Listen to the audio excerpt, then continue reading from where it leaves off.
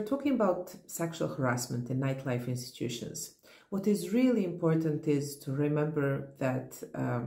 the victims should be in the center of any response, and any action that is aiming to address and reduce sexual harassment in nightlife institutions should actually also be action that addresses the needs of victims and makes sure that they are supported and that their experiences are responded to. And then when we talk about the needs of victims, it is important to keep in mind that what we see and what is also recognized in international instruments on victims' rights is that all victims of all crimes have 5 basic needs, and those are respect and recognition, support and information, access to justice, protection, and compensation and restoration.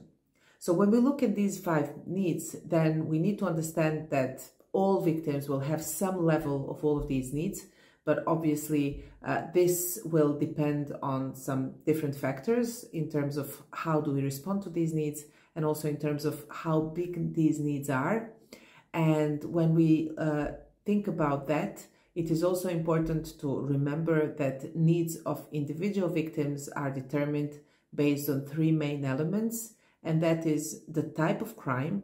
the circumstances of the crime, and also personal circumstances of the victim.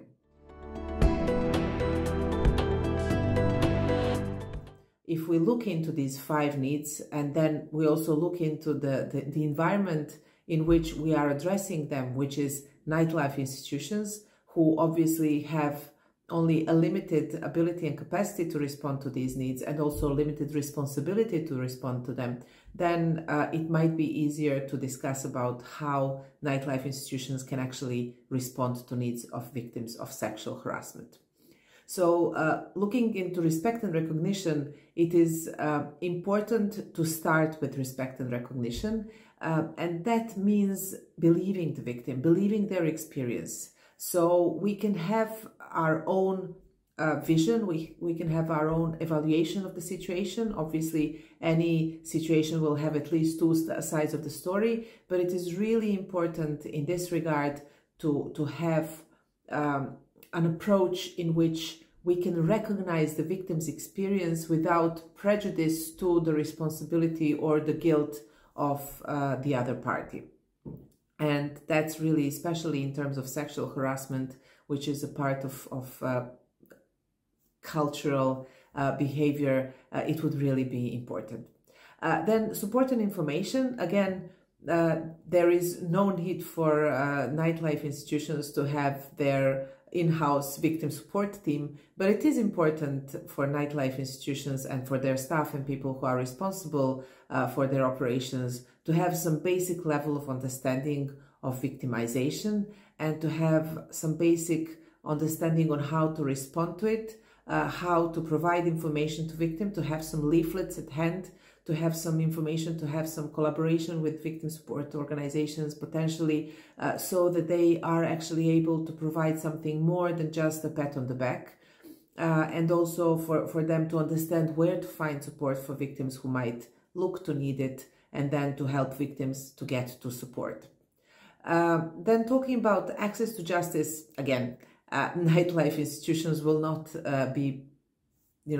expected to conduct criminal justice proceedings, because obviously there are state authorities to do that. But nightlife institutions can actually be enabled, encouraged, and empowered to intervene, to engage with the police and law enforcement authorities when a situation escalates to the level of the need of involvement of law enforcement authorities. But also what will be important is for them to be able to collect evidence, to know for how long to keep surveillance cameras recording, to be able to collect evidence that secure the premises and make sure that the law enforcement can collect what they need to collect in order to conduct proceedings and to support victims in their access to justice. So that would be something that nightlife institutions would probably need to discuss also with their local law enforcement authorities to be able to best respond to those kinds of situations. Then looking into the need for protection, again, this is a complex issue, and nightlife institutions are only responsible for the part that's within their jurisdiction, within their authority. But it would be important, for example, for nightlife institutions, especially who have their own security personnel, for this personnel to be trained in victimization issues, in how to respond to victimization, how to respect the victim going back, how to support them going back, and then also how to physically protect the victim in a situation when this escalates. And then last but not least, compensation and restoration. So when we talk about compensation, there's financial compensation. What nightlife institutions would need to look into is also their liability and their responsibility, whether they can have insurance policies that can actually factor in instances of sexual harassment and the possibility to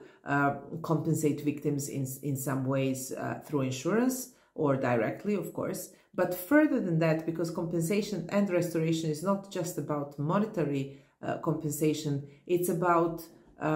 restoring the situation to as much as it has been before victimization. That's obviously difficult to fully achieve, but